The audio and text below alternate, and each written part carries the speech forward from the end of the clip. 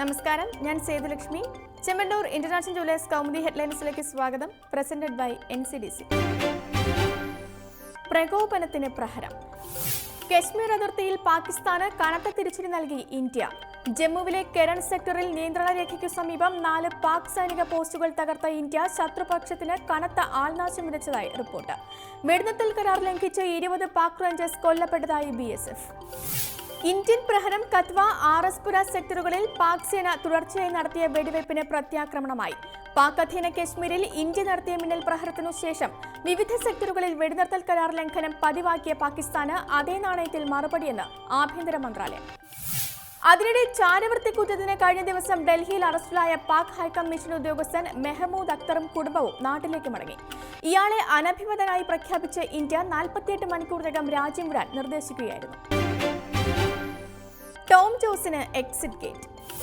അനധികൃത സ്വത്ത് കേസിൽ കുരുക്കിലായ മുതിർന്ന IAS ഉദ്യോഗസ്ഥൻ ടോം ജോസിന് മുന്നിൽ ഇനി പുറത്തേക്കുള്ള വഴി. ടോം ജോസിനെ സസ്പെൻഡ് ചെയ്യാൻ ശുപാർശയുമായി വിജിലൻസ് നാളെ സർക്കാരിന് റിപ്പോർട്ട് നൽകും. റിപ്പോർട്ട് ലഭിച്ചാൽ പരിശോധനയ്ക്ക് ശേഷം അടിയന്തര നടപടിയെന്ന് ചീഫ് സെക്രട്ടറി.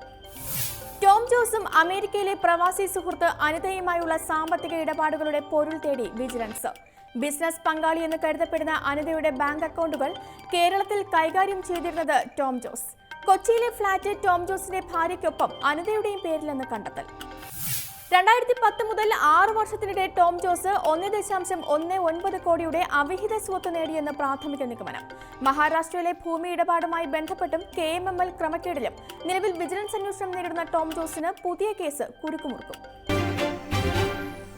കുരുക്കിടാൻ കരുനീക്കം. വിജിലൻസ് ഡയറക്ടർ ജേക്കബ് തോമസിനെതിരെ IAS ഉദ്യോഗസ്ഥരുടെ പടയൊരുക്കത്തിനിടെ പുതിയ കരുനീക്കവുമായി DGP ശങ്കർ റെഡ്ഡി. തനിക്കെതിരെ വിജിലൻസിൽ ഗൂഢനീക്കം നടക്കുന്നതായി ജേക്കബ് തോമസിന് ശങ്കർ റെഡ്ഡിയുടെ കത്ത്.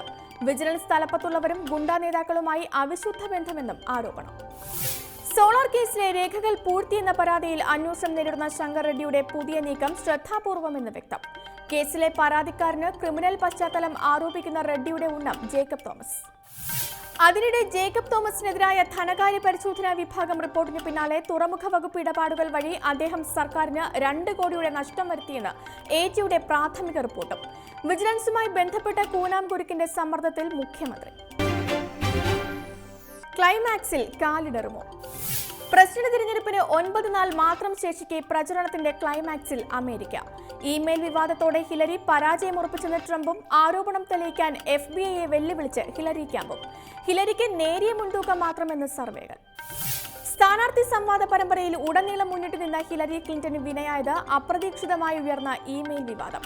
ആരോപണത്തിന് ആധാരം US സ്റ്റേറ്റ് സെക്രട്ടറി ആയിരിക്കെ ഔദ്യോഗിക രഹസ്യങ്ങൾക്ക് ഹിലരി സ്വകാര്യ ഇമെയിൽ സെർവർ ഉപയോഗിച്ച സംഭവം. ഇന്നത്തെ സ്വർണം വെള്ളി നിരക്കുകൾ.